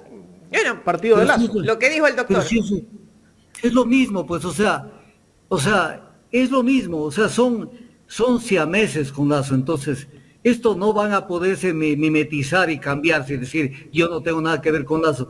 Eso es caer más bajo todavía, porque ellos han estado cortando el queso y partiendo la longaniza durante todo este tiempo. Aquí está el segundo tuit, doctor. Y justo lo A publica ver. La Data, que es un medio digital que creo que el señor Villavicencio es parte de este equipo de periodistas, donde dice: Liliana Febres Cordero, hija del expresidente León Febres Cordero, de manera pública le brinda su apoyo total a Fernando Villavicencio en su candidatura. Con esas declaraciones el tablero electoral se empieza a mover. Lo dice este medio que es afín a Fernando Villavicencio. O sea, Liliana Claro. Febres Cordero lo apoya. El señor Villavicencio ha manifestado, doctor, que está en busca de una mujer y que sea de la costa para que lo acompañe en la papeleta. ¿A usted de pronto se le viene a la mente algún nombre que quisiera tener Villavicencio? Sí, el nombre que él está buscando es Marta Roldós, que me parece que sería un error de Marta Roldós entrar por allí. Pero que alguna vez fue candidata y no le fue bien, ¿ah? Por eso, pero en todo caso, tiene que pensar mejor. Los hijos de Jaime Roldós Aguilera no fue un hombre de derecha, fue una persona insurgente, fue una persona que planteó el bien común, fue un presidente digno de emular. Y obviamente su gran contradictor, ¿quién fue? El recadero de la oligarquía, que era León Febres Cordero. Entonces, ¿de qué estamos hablando? Pues Marta Roldós no puede estar con la gente cercana a la derecha neoliberal de este país, salvo que quiera contradecir a su propio padre. Pero A mí me sigue parecería identificado por esa tendencia, doctor, yo creo, los hijos. Sí, pero tienen que pensarlo dos veces. Yo pienso que todavía ellos deben pensar un poco más en su padre. Vamos Y con en Jan su madre Topic, también, doctor. porque no solamente fue su padre, fue su madre. Porque la mujer de Jaime Roldós fue realmente un baluarte en la lucha y en el afianzamiento de una ideología como la que se manejó en la época de Jaime Roldós. Jan Topic. A ver, Jan Topic primero es la zorra que no pudo comerse las uvas. Y entonces quiso ser jefe de secretario de Seguridad Pública y del Estado, de Lazo. Y sin darle explicaciones, que es de lo que él se queja, sucede que no lo nombraron. Pero él quiso ser secretario de Seguridad Pública y del Estado de Lazo hace poquísimos días. Entonces, esto es importante verlo para entender de quién estamos hablando. El apoyo total de Jaime Nebot a Jan Topic, donde dice que la seguridad y la prosperidad son dos grandes metas no logradas en este país, que Lazo dejó que la inseguridad llegue a límites intolerables y afectó la economía popular con impuestos. Eso lo expresó Jaime Nebot el 22 de mayo. Y considera que Topic es el indicado para resolver dos problemas: la delincuencia creciente y la inaguantable pobreza inmerecida e injusta. Y lo apoyan. ¿Quién es Topic? Topic es un anodino en términos de política económica y política social. Y se ha distinguido ¿por qué? Por pertenecer a la Legión extranjera francesa. Es un francotirador, lo pone él en su mismo currículum, y es paracaidista. Y trabajó y prestó su contingente en la Primera Guerra Civil Centroafricana, en la Guerra de Djibouti y Eritrea, en la Segunda Guerra Civil de Costa de Marfil, en la Guerra Civil de Siria y hace poquísimo tiempo, en el 2022, en la Guerra de Ucrania, según lo que dice él. Entonces tenemos un francotirador que en vez de disparar a la economía injusta, a las grandes desigualdades sociales, quiere resolver todo a punta de tiros. Y entonces, de esa manera, ve cómo va a aparecer como una solución para estos temas. Su candidato a vicepresidente dice que lo ve a él como un joven empresario. A ver, esta palabra joven la manosea todo el mundo. Joven, diciéndole más o menos al país: los jóvenes estamos con Topic. El joven es el que tiene una edad entre 18 y 29 años de acuerdo a la ley de la juventud. Entonces, de joven no tiene Doctor, nada. estoy preocupada porque ya no soy joven. No importa, no importa, usted no sabe, Carlita, los años cómo le enriquecen. Esto es lo que la gente no entiende. Porque obviamente el joven tiene mucho ímpetu y muchas cosas, pero hay que enriquecer su cerebro, hay que enriquecer su conocimiento, su experiencia, su razonamiento, y eso le dan los años. Aparte que hay un tema que es importante verlo. Hay mucha gente que trata de viejos a mucha gente, pero los trata sin saber si van a llegar a tener la edad de a quienes lo critican. Así es. Entonces, a ver si llegan a esa edad con una mentalidad, que es lo más importante, fresca, que pueda debatir con cualquier persona sobre cualquier tema, en cualquiera de los ámbitos. Entonces, no es que el joven per se está precapacitado para todo. Este es un tema que hay que destacarlo y hacerlo notar, porque ese siempre es un remoquete que lo dicen todos los días. ¿Y por qué los tratan de vender entonces a Topic como una persona, voy a decirlo así, relativamente joven? Y él también se expresa así de Pedro Freile, quien ya manifestó que va a ser su binomio en la papeleta. Quizás porque la gente quiere a alguien medianamente, relativamente joven. A ver, el nicho electoral a nivel de edad, se sabe que una buena cantidad de electores están en esa edad interesante de la juventud. Entonces quieren decir, yo te pongo un joven, pero te están poniendo un joven que es joven, pero recién es un envejecido hecho joven. Para poner un ejemplo, o sea, Pedro Freire tiene 51 años, lo cual no quiere decir que yo por eso lo menoscabe, porque 51 años es una edad importantísima en la vida, pero no es joven. Y lo mismo Topic. Pero ¿qué dicen respecto de él? Lo dice Freire, que necesitamos un comandante, o sea, necesitamos ¿dónde queda las Fuerzas Armadas, la Policía Nacional? O sea, ha sido un tema solamente de meter un mercenario a manejar el país y está resuelto el tema. ¿Dónde está la institucionalidad de la Policía Nacional y de las Fuerzas Armadas? Necesitamos un comandante.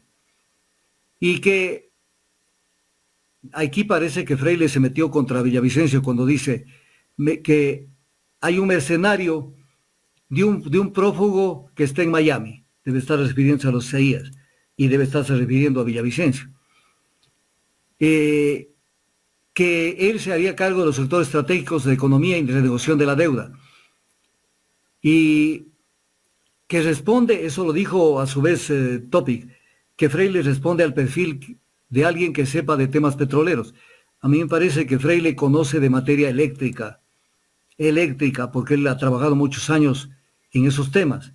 Pero tema petrolero me parece que nunca ha pisado el sector petrolero. No lo conoce. El que sí conoce es su padre, que fue gerente de Petroproducción del gobierno de Correa. Y entonces ahora están por el lado de Topic. Que Lazo sí llegó a producir 500,000 barriles. O sea, está más perdido que qué, porque la caída de la producción en Lazo es de más o menos de 70,000 barriles diarios. Es una caída de producción. Ni siquiera llegó a plantearse Lazo. O sea, se planteó, pero nunca llegó a ponerle un plan operativo para llegar al 1,000,000 de barriles diarios que dijo que iba a llegar. Además de que 1,000,000 de barriles diarios no se podían producir porque no había capacidad de transportación. La capacidad de transportación de los dos oleoductos es de 810,000 barriles. Habló de la posibilidad de que en las zonas intangibles no se puedan perforar más pozos. ¿Cómo piensa manejar la economía sin petróleo? Respecto de la consulta de los Estados Unidos, dijo Freire que el Ejecutivo no debe tomar partido. ¿Cómo es esto que no debe tomar partido? Si el Ejecutivo, el que gane las elecciones, se va a topar con, pongamos que la consulta de los Estados Unidos diga que no se siga con el ITT, se va a topar con una merma de la producción, que actualmente es de 55,000 barriles, con una proyección de llegar a 75,000 barriles, lo cual quiere decir que solamente de ese campo se les cae 2,000 millones de dólares. Y entonces el Ejecutivo no quiere tomar partido y que la gente vote por donde le venga la regalada gana. O sea, eso es desconocer el balance energético del Ecuador. Y que el pueblo camine sin miedo respecto a decidir si se dejan o no las reservas bajo tierra. Es que entonces, ¿de qué estamos hablando? Sobre el tema Flopec no tienen claro lo que quieren hacer. Aquí hay un tip. Me parece, por las declaraciones que hacen, que Sociedad Patriótica va a estar con Topic. Es importante. Sociedad Patriótica va a estar con Topic. Y entonces, Si es así, vamos a ver un caso curioso. Porque hablemos claro. A Lucio Gutiérrez, ¿quién le dio el golpe de Estado? Estoy hablando con la palabra exacta, golpe de Estado. Porque allí no hubo juicio político. Hay una resolución de la Asamblea y te fuiste, sin mayor trámite, sin derecho a la defensa, sin debido proceso, sin nada. ¿Quién le dio el golpe? Le dio el socialcristianismo. Y ahora va a estar Sociedad Patriótica junto al socialcristianismo apoyando a un Rambo de apellido extranjero. Entonces, ¿de qué estamos hablando? Entonces, estas son las cosas inentendibles de la política. Y entonces, ¿qué pasó con Lucio? O sea, Lucio está dispuesto a vender el partido a quien se le cruce, olvidó su origen de por qué apareció en su lucha con los coroneles de ese entonces, en su lucha contra el gobierno de Maguad, en donde intentaron colocar un gobierno, recordarán el gobierno con Antonio Vargas y etc. cosas, y ahora auspiciando una candidatura de la derecha, de la ultraderecha, además, vendiéndonos, pero además, ¿cómo se está vendiendo Topi? Como el Bukele sudamericano. ¿Pero acaso que Bukele tiene una visión parcial del tema de la solución de los grandes problemas? Primero ataca los efectos y no ataca la causa. Los problemas de cualquier índole se atacan a la causa, no al efecto. Y entonces no es creando más cárceles como hay en El Salvador y tratando de manera inhumana, violando los derechos humanos, la Declaración Universal de los Derechos Humanos, porque es increíble la forma como están manipulando casi al estilo nazi. Hay que ver cómo los uniforman. Tiene 20.000 personas presas que son inocentes. Y él mismo los ha reconocido, ¿ah? Claro, están allí por si acaso. Me hace recordar con lo que usted dice, Jaime. Me hace recordar lo que le dijo el jefe del ejército francés cuando se iba a tomar la ciudad de Albi, que estaba llena de cátaros en la lucha religiosa que instauraba el catolicismo. Y se regresó del rey y le dijo: mi rey, estamos a punto de botar la puerta de la ciudad. ¿A quién les matamos? Y el rey le dijo: mátalos a todos. Dios verá quién son los buenos y los malos. Entonces es importante. O sea, Bukele para los que aplauden un poco, hay que decirles a los que aplauden mucho a la política de Bukele, ¿no? Entonces es eso, pero además, esa es la política donde ha dado ciertos efectos en el tema de seguridad, pero violando los derechos humanos. Porque si hay algún país que está siendo señalado por violación de derechos humanos es El Salvador.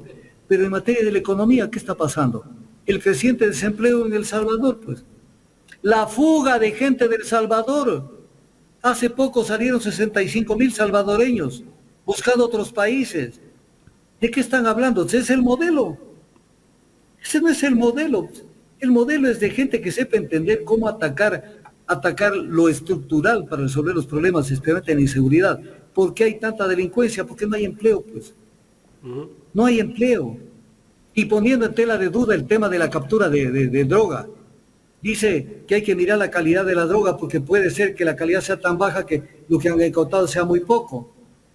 O sea, mañana tendremos en el gobierno, eventual gobierno de Topic, tendremos que se capturaron 100 toneladas de droga, pero van a decir que esas, de acuerdo a la calidad, solamente son 5. ¿De qué estamos hablando? O sea, querido doctor Tandazo, quiero pedirle... Los colombianos, solamente permítame concluir esto. Son tan pendejos los colombianos, pero tan rependejos, que producen una droga de mala calidad, porque ellos la producen, no el Ecuador, y nos la mandan para abastecer al cartel de Sinaloa. Pues esa es la visión de Topic. Usted está en la luna. Entonces vamos a meter un Rambo de estos, un Robocop de estos, que venga a resolver los grandes problemas sociales, económicos, culturales. No sabe dónde está parado. El pueblo tiene que entender esto. Y por eso dicen, necesitamos un comandante. No, necesitamos un gobernante que sepa manejar. Y para eso tiene que auxiliarse en la fuerza pública. Y decir lo que él dice. Hay operativos en los que tiene que el presidente en persona actuar. O sea, ya lo vemos a él vestido con trajes antibalas y todos, y él mismo de francotirador, por Dios. Eso más o menos como el ministro del Interior de El Salvador que anda como militar y con un fusil. Así veremos al presidente, si es que es Jan Topic. La violencia genera violencia. Exacto. Mi querido doctor Tandazo, quiero despedirme de usted antes de retirarme ya 10 de la mañana, decirle que siempre es grato nutrirse con su valioso conocimiento, con su visión de las cosas. Un abrazo gigante y no se olvide de pedirle like a la gente, por favor. Va a seguir con Jaimito analizando el resto de los candidatos y luego yo voy a ver para seguir nutriéndome pues de esa visión tan amplia que tiene usted. Le queda muy bien esa corbata. Hoy día no pude hacerle alusión a la corbata como lo hago todos los jueves porque, bueno, todos los miércoles porque el tiempo no nos dio, pero ese color no sé si es rojo, no sé, no lo distingo. Rojo, sin fucsia, no lo distingo bien porque no está, pero está bonita. Tiene, no sé, tiene un diseño. Es como un color cereza. Tiene unas amebas. Ah. Claro. En todo caso, un abrazo gigante y un saludo a nuestra audiencia. Le pido un favor, siga escuchando Ecuador en directo, porque vamos a hablar, aunque sea, vamos a hablar sobre el tema de la soberanía energética, que es el tema de Estados Unidos, y lo vamos a tocar para que la gente tenga claro este like, doctor. El tema de los likes, ya saben que es, amigos, si hay algo, ¿por qué hoy ya no existen la dominación policías militares de otros países y del mismo país controlando que la gente diga o no diga tal cosa? Porque ahora la dominación es mental. Es el gran azote de la humanidad. Introducir chips, introducir inputs, que la gente los asuma como propios y aprenda a pensar como quiere el poder. La única forma de liberarse es con medios digitales en este momento. Los medios digitales es la única alternativa para que la gente aprenda a pensar por sí mismo. Pero los medios digitales no funcionan con humo, funcionan con likes para que la gente vea que son medios que están siendo sintonizados. Y en segundo lugar, con contribuciones. Entonces queremos tener esto, que sí lo tiene el poder económico, porque ellos tienen los grandes medios tradicionales, donde no necesitan pedir likes. ¿Por qué? Porque ellos están, sus ejecutivos, no los periodistas, sus dueños, siempre están pendientes del acontecer contractual del Ecuador, porque ahí es donde sacan ventaja, colocando ministros de sus grupos, buscando contratos que sean de empresas que se presenten con las que hacen el lobby. Entonces ellos saben cómo funcionan. Ellos van a la carne, van a la troncha grande de la repartición de las operaciones, de las oportunidades contractuales. Pero los medios digitales son la única alternativa, pero los medios digitales son del pueblo. Entonces, si no apoyan, sencillamente va a llegar un momento donde vayan desapareciendo. Y si esto desaparece, sencillamente ya no sabremos cómo comunicarnos con la gente y cómo ustedes también se comunican con las demás personas, porque si no, no se puede destruir la desinformación. La desinformación hay que destruirla, precisamente informándose bien. Así es que colaboren con los likes, que no les cuesta nada más que aplastar un botón. Y adicionalmente, si se les pide apoyos a la super chat, pues háganlo. No son apoyos para mí, que no es que yo no necesito, pero no son apoyos para mí. Son apoyos para que puedan funcionar estos medios. Estos medios tienen que funcionar porque es la razón de existir en esta última etapa del avance de la libertad de expresión. Así es que pónganse las pilas y no hagan que siempre se les esté llamando la atención sobre esto. Doctor, me gustaría tener su criterio sobre las declaraciones que dio el ministro de Transporte y Obras Públicas, el flamante ministro, el ingeniero César Ron, sobre la situación invernal y sobre el tema de obras en el tiempo que ellos tienen, que es muy corto. Habló ya que es muy corto, que en 6 meses no se puede hacer mucho. Pero primero quiero darle play al video para que después usted haga el análisis del tema. Porque el problema del país grave que tenemos el día de hoy es que no deja de llover, Lenin. He estado en la Girón Pasaje y solita se cae la tierra, porque el suelo está saturado de tanta agua que había. Créanlo, ecuatorianos, hay que pedirle a Dios que deje de llover y hay que pedirle a Dios que el niño, si viene, venga suave, venga en condiciones normales, porque en las condiciones y en los pronósticos que tenemos, realmente es imposible luchar contra la naturaleza, pero hay que estar preparados. Hay que construir albergues, hay que tener construcciones prefabricadas para montar albergues inmediatamente, hay que tener puentes Bailey, hay que tener maquinaria.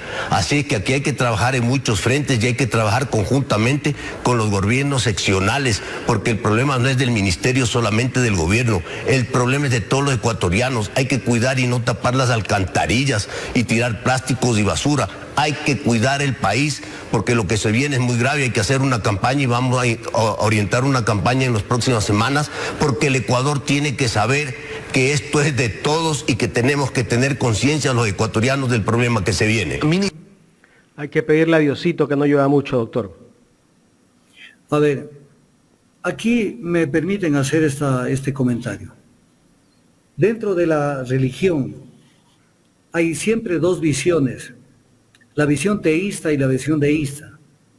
La visión teísta es la que cree que ninguna hoja de un árbol puede caer sin la voluntad de Dios.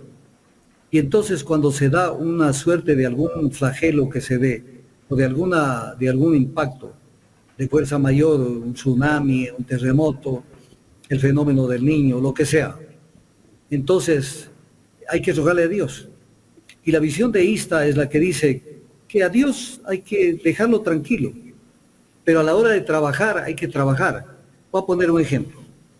A Japón le cayó el tsunami que hace unos, ¿cuántos eran? Unos 6, 7 años.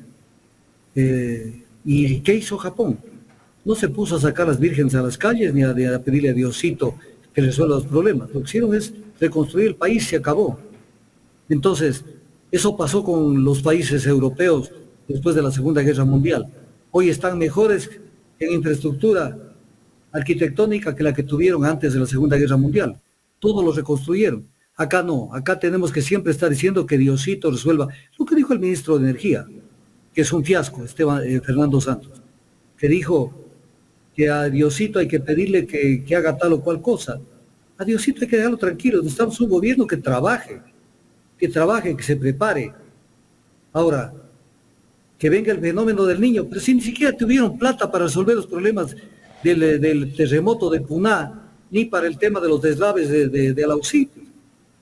No tuvieron qué hacer y por eso tuvieron que endeudarse el Ecuador más, porque son deudas que van creciendo, endeudarse en $300 millones para poder atender esas tragedias y otras más, porque son gobiernos que no tienen previsto absolutamente ningún fondo de contingencia, no tienen. Y además, la tendencia del gobierno central siempre a decir, no es mío, es de los gobiernos seccionales. Eso lo hicieron con la seguridad. Hoy ya el ministro César Ron comienza a hablar de esto. Pero hay que exigirles que trabajen y hay que exigirles que resuelvan los problemas y doctor, que se olviden de Diosito. Usted sí escuchó en otra parte de la entrevista que él dice que el ministerio, esa cartera de Estado tiene solo $120 millones para invertir en obras públicas. Pero el ministro anterior dijo que habían $1.000 millones. Darío Herrera. Claro, es que ahí se tiran el muerto entre ellos. Al final, el que se deja siempre dice que deja la mesa servida. Y el que entra dice que no tiene un centavo. Pero estamos en el mismo gobierno. Entonces no deberían haber estas desconexiones. Pero sin embargo se dan. Ahora, le quiero hacer un comentario que es una contribución a que investiguen un poco más este tema, que es un tema profundo. Y que lo digo con todo respeto, por si acaso no vayan a tomar que estoy atacando a la gente. ¿De dónde vino esta costumbre de decirles monos a los guayaquileños? No es una costumbre de que es dedicado exclusivamente a decirles monos a la gente que ha nacido en Guayaquil. Esta costumbre nació porque la metrópoli, una de las metrópolis más grandes que tuvo el Ecuador, hace centenares de años, decenas de años, Guayaquil, pues, y siempre ha estado nutriéndose de gente que ha bajado a trabajar a Guayaquil. ¿Y qué es lo que hace el serrano? Especialmente el serrano, que para pasar desapercibido llega y comienza a hablar de la forma como habla la gente de la costa, especialmente la gente de Guayaquil. Y les comenzaron a decir monos, o sea, imitadores, a los serranos que bajaban a trabajar en Guayaquil. A los serranos que bajaban a trabajar en Guayaquil. Y entonces de ahí nació la palabra de mono. Y después los peruanos se tomaron de eso para también generalizar, ya pensando que todo el Ecuador era mono. Pero el verdadero origen es el que imita, el que no tiene personalidad, y el que llega y comienza a hablar igualito, oye hermano, ¿cómo estás? Y no sé qué, y no sé cuál. Pero siendo que nació en Pujilí, o nació en otra parte, o nació en Ambato. Es el caso del ministro César Ron. Bajó a Guayaquil y habla más trabado que cualquier persona en Guayaquil. O sea, él sí es mono. Él sí es mono, pero no porque nació en Guayaquil. El padre de él fue militar, ¿no? Ellos son de Ambato. Claro. Entonces, ahí es un típico mono. De eso han habido así una cantidad. Que bajan a una parte o suben a alguna parte y para un poco moverse en ese medio, Ponerse al nivel de los otros. adoptan un léxico que no es propio, pero demuestra la poca personalidad. Pero bueno, es otro tema, pero ahí les dejo para que analicen el tema de dónde vino la palabra mono. No es precisamente los guayaquileños. Es un tema de los que fueron a Guayaquil a trabajar, de varias regiones del Ecuador. Pero bueno, ahí lo tenemos este ministro. Pero no sé si tienes algún otro tema, porque quisiera tratar un poco el tema. No, ya no tengo. Si usted tiene algo más, Claro, pues yo ya en la tengo el recta tema de- final, en la recta final, pero es un tema fuerte. nos quedan unos 5 minutos, doctor. No avanzo en 5 minutos. 7. Bueno, Pueden ser unos 40 minutos. No tanto, no tanto. A ver, no diga eso, que la gente enseguida comienza a poner mensajes que nos quedemos de largo. mándense esos mensajes. También cóbrenle. Hay a mucha Jaime gente para que hable. escribe, doctor. Ojalá que algún día tengamos el tiempo para leerlos, porque hay infinidad de personas. Hasta hace un momento teníamos 2.300 personas, ahora tenemos 2.200 personas conectadas en vivo y que están muchos activos en el chat de YouTube. Claro, Ya voy a también. ver algunos mensajes que voy a ver si intento leerlos. A ver, vamos directo para que no nos comamos tiempo. La soberanía energética.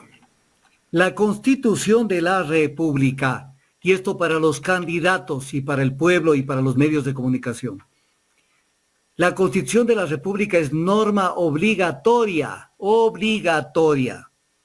de cumplimiento, que prevalece sobre todo tipo de norma jurídica, leyes, decretos, reglamentos, de todo tipo.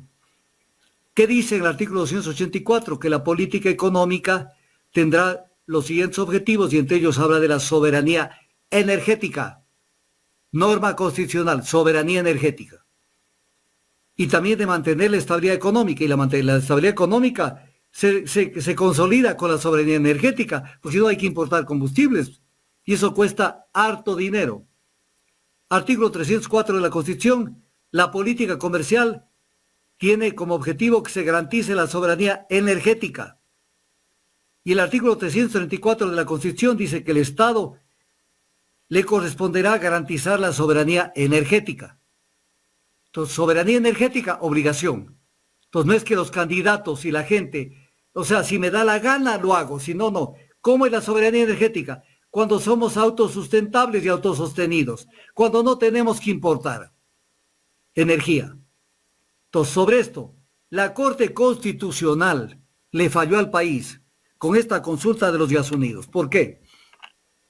Porque el artículo 57 de la Constitución de la República dice que se reconoce y garantiza a quienes, no a todo el Ecuador, sino a las comunas, comunidades, pueblos y nacionalidades indígenas, la consulta previa y libre informada sobre planes y programas de prospección, explotación y comercialización de recursos no renovables que se encuentren en sus tierras.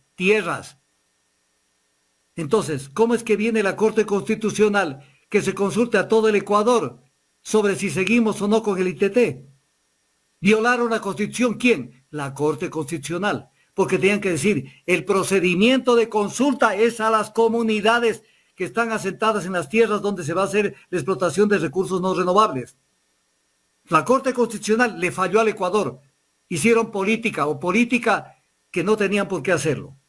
Pero ahora veamos ciertas cifras. Yo de esto doy conferencias numerosas veces, incluso maestrías sobre este tema, sobre el tema energético. La oferta de energía primaria que existe en el Ecuador, energía primaria, no es la secundaria, no es la procesada, El 90% de la energía primaria en la oferta del balance energético es hidrocarburos. Hidrocarburos. Esa es la oferta. Luego, la demanda de energía por sector es el 50% prácticamente transporte. Transporte. Eso no se puede meter electricidad allí. No se puede meter electricidad y lo vamos a ver después. La industria es el 17.4%, lo residencial 13.9%, el sector comercial y servicios públicos 6% y así. ¿Qué otro tema importante que hay que analizarlo? El diésel. El diésel, en un 83% del diésel va al transporte. Por lo tanto, necesitamos diésel, porque no le podemos decir a la gente de la noche a la mañana, no hay diésel. Y el diésel sale del petróleo y también de la importación de diésel, ya lo vamos a analizar. Las gasolinas van el 82.4% al transporte. Y no existe forma de decirle al que tiene carros, ándate al sector eléctrico, porque eso sería el 0.00001%. Todo es hidrocarburos. Otra información que es importante verla. Consumo de energía por fuente. Es mayoritariamente, prácticamente es hidrocarburos. Prácticamente no existe consumo. El consumo de electricidad es del 0.1%, o sea, menos la décima parte del 1%. Y el gas licuado de petróleo, que ya se lo utiliza en transporte, es del 0.2%. La quinta parte del 1%. El resto son hidrocarburos. Para que entendamos la necesidad de energía que tiene el Ecuador. Otro tema. El consumo de energía por fuente. Ahí podemos ver cómo dependemos en lo residencial del gas licuado de petróleo, en especial, en un 52%.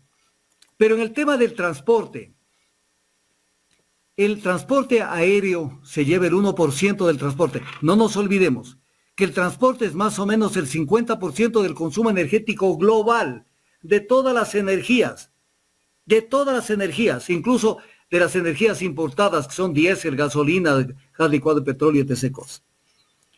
Y de este 50% del consumo energético nacional, si lo convertimos en el 100% para analizar solamente el componente de consumo de energía por tipo de transporte, al transporte aéreo va el 1%, no más. Al transporte marino va el 4%. Por lo tanto, son 1 y 4, 5. El 95% del transporte es terrestre. Y aquí viene una sorpresa. Los autos y subs no son más que el 17%, porque la gente cree que allí hay que dar el golpe. Es el 17%. Los buses es el 4%, los taxis el 4%. La carga pesada, que es una carga enorme para el tema de consumo de combustibles, es el 47%. ¿De qué? Del transporte terrestre. Y la carga liviana es el 21%. Entre los dos suman el 68%. ¿Cómo se bajan eso con fuentes alternas de energía? Como le venden humo al Ecuador. Le venden humo de esa manera. En el tema de cargas en refinerías, estamos mal, porque se les cayó en el gobierno de Moreno y en el de Lazo, por lo menos la capacidad de procesamiento. Hoy ya no procesan 110,000 barriles las refinerías de Esmeraldas. Hoy está produciendo debajo de los 100,000 barriles diarios de petróleo. Y esto es responsabilidad de Moreno y de Lazo. Y de esto no dicen nada los candidatos, o no conocen. Sobre el tema de producción de derivados en refinerías, se les cayó también lo que tenían que haber hecho, y sobre esto hubieron auditorías que les señalaban qué había que hacer. Y ya han dejado pasar 6 años desde el gobierno de Moreno que no han hecho absolutamente nada. Por no hacer nada, ¿en dónde estamos? ¿En dónde estamos? En donde prácticamente solamente estamos produciendo diésel en el 22.3% y gasolinas en el 17.5%. ¿Qué quiere decir esto? Que las refinerías del Ecuador producen menos del 40% de combustibles livianos. Menos, por la irresponsabilidad de los gobiernos de Moreno y Lazo, que no hicieron nada para hacer un upgrade en las refinerías.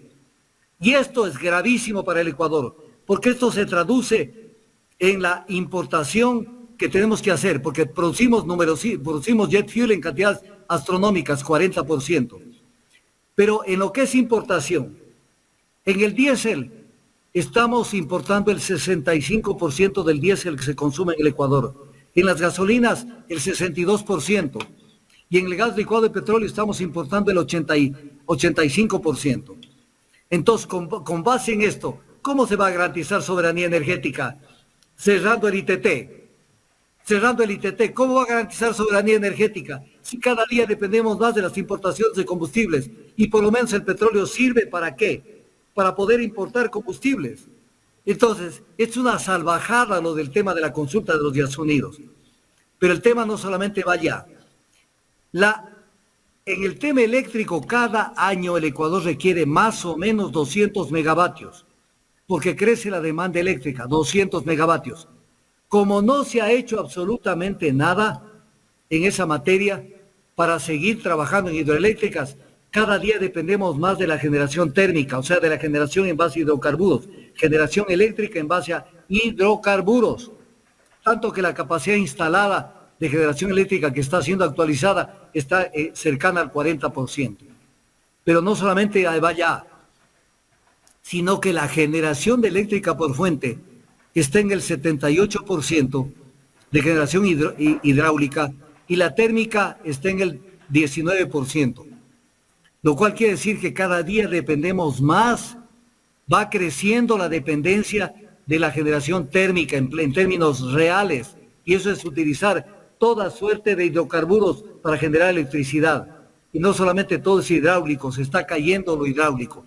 Y cuando uno analiza lo eólico, es la quinta parte del 1%, los solares, la décima parte del 1%, porque toda la gente cree que está a la vuelta de la esquina el tema solar y el tema eólico para la generación de electricidad, y no hay tal. Ahora, sobre el tema de contaminación, en el balance energético, la emisión de gases de efecto no invernadero, es importantísimo lo que voy a decir. La emisión de gases de efecto invernadero prácticamente en el 95% es por el uso de combustibles, no por la producción de petróleo. No por la producción de petróleo, sino por el uso de combustibles. La uso en motores y lo uso en motores, sea de carros, de vehículos, cuando en motores de las industrias. Entonces viene el tema que hay que analizarlo. Si se cierra el ITT, se ha resuelto el tema de la soberanía energética, se ha agravado. ¿Por qué razón? Porque se merman 2.000 millones de dólares del presupuesto nacional, que obviamente, ¿de dónde van a sacar el Estado? Un Estado dolarizado, esto es importante decirlo, dolarizado, que no tiene fábrica de hacer dólares. ¿De dónde saca los dólares para importar combustibles? Entonces viene el tema, van a subir impuestos, porque de algún lado tiene que salir la plata. Entonces, dejemos de explotar el ITT y hay que subir impuestos. Pero además, la contaminación, queridos ecuatorianos, no se da en el Yasuní, sino cuando tú, en cualquier parte del Ecuador, en el cantón Piñas, en el cantón Juján, en el cantón, el que sea del Ecuador, prenden un carro, prenden una industria. No es en el ITT, ese es un cuento, porque además hay intereses. No es como la pintan. Que quieren mantener intangible, porque esas son zonas por donde pasa la droga. Entonces, qué mejor que eso se vuelva un santuario, entonces nadie ve lo que pasa ahí dentro. Y entonces, ¿qué es lo que están haciendo? Atentando contra la seguridad económica y la seguridad energética, o sea, la soberanía energética del Ecuador. Y sobre esto, está mucha gente especulando sobre esto. Y entonces, ¿a dónde nos van a llevar con esto de la soberanía energética? Porque además hay una cosa, he escuchado a algunos candidatos, que son neófitos en materia energética. No solo petrolera, sino energética. Son neófitos. Entonces la sacan como magos, contestan nomás cualquier cosa. Pero el tema energético es muy grave. No es un tema así nomás de resolverlo. Cierren estos campos y que decida la gente lo que quiera. Si quieren nos hundimos al precipicio y si no nos hundimos. Si lo que necesitamos es es un tema importante que lo voy a decir, que espero que me capten. La producción petrolera del Ecuador, la actual, de los campos antiguos, va en franca declinación, porque muchos campos tienen 50 años de estar produciendo petróleo. Entonces, ¿acaso por eso se dice recurso no renovable? O sea, es lo que existe en un yacimiento, es lo que se explota, no más. Y así en todo, no se explota todo el petróleo porque depende del factor de recuperación que existe. Entonces, ¿qué es lo que pasa?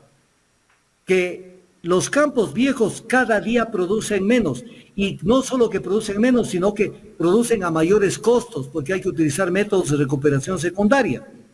Entonces, ¿qué es lo que hay que hacer? Sostener esa producción, que todavía es sostenible con los costos de producción que tiene Petroecuador en especial. Es sostenible.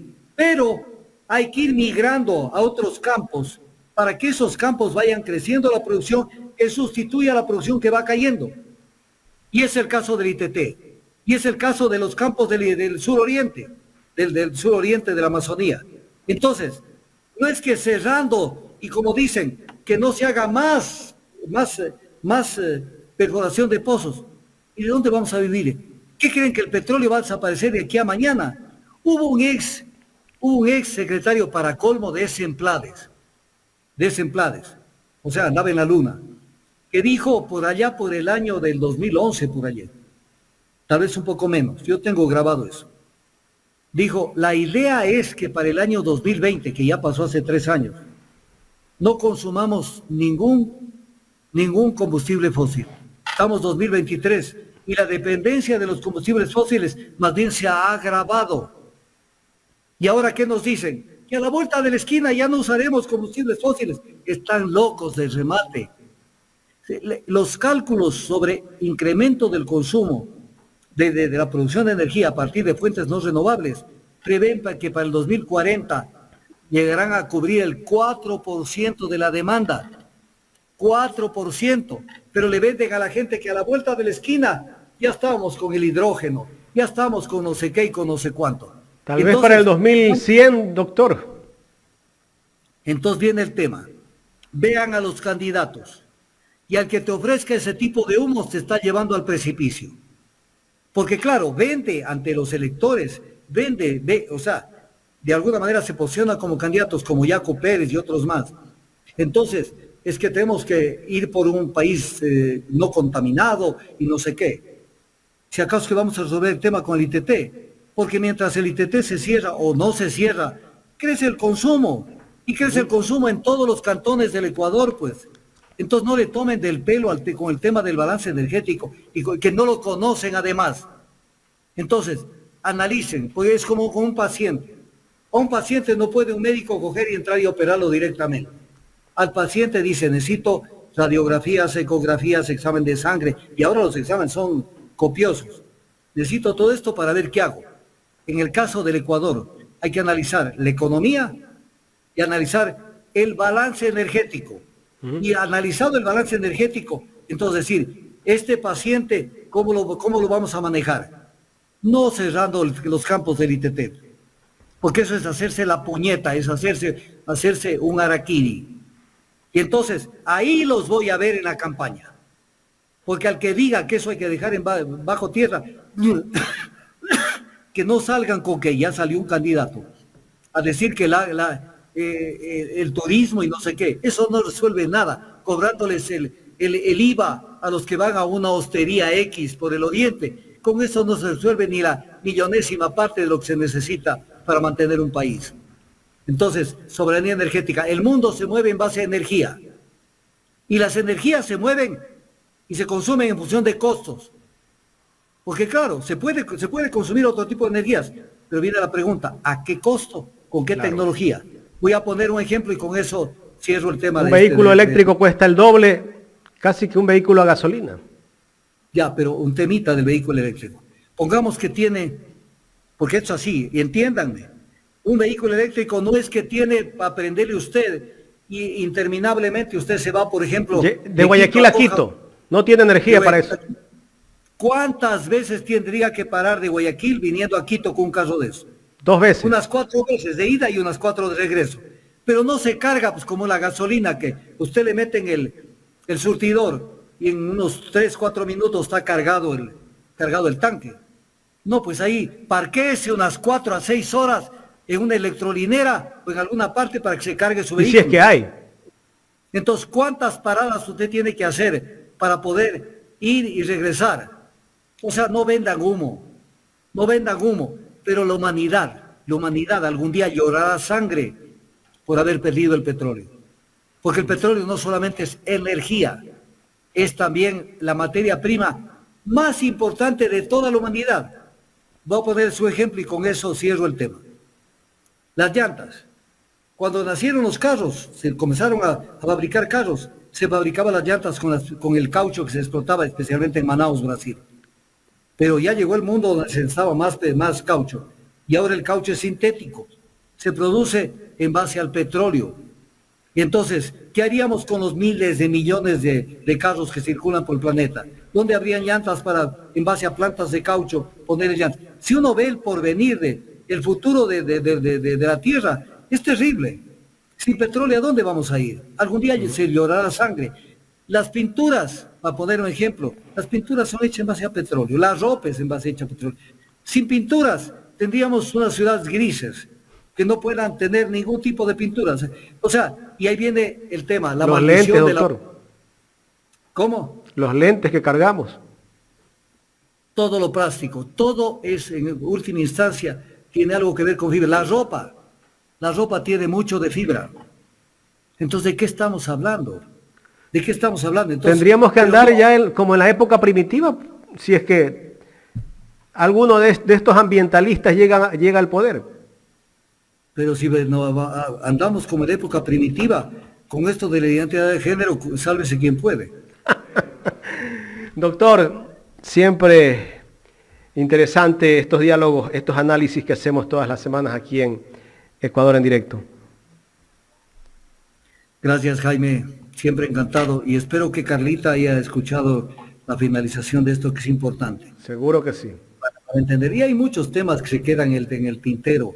El tema del oleoducto Cruz Pesados, que quieren prorrogarlo, violando la ley, violando los contratos. Eso lo vamos a hablar la próxima semana. Listo. Eso. Porque Fernando Está Sánchez pendiente el tema de Rusia. Vamos a hacer un programa para analizar el tema de la guerra. Y vamos a analizar el tema de la guerra también con las posiciones de los líderes latinoamericanos sobre algo que no conocen, el tema de Rusia. Doctor, un abrazo. Ha dicho sea de paso, en Sputnik, que es uno de los medios de comunicación más importantes del mundo, que aquí en el Ecuador no lo ven, hace poco se publicó un análisis, una entrevista mía sobre el tema de la política ecuatoriana a raíz de la muerte cruzada. O sea, yo siempre estoy siendo entrevistado por Sputnik de Rusia. Gracias, doctor. El doctor Augusto Gracias, Jaime. Tandazo, analista político y experto petrolero en el análisis de la semana.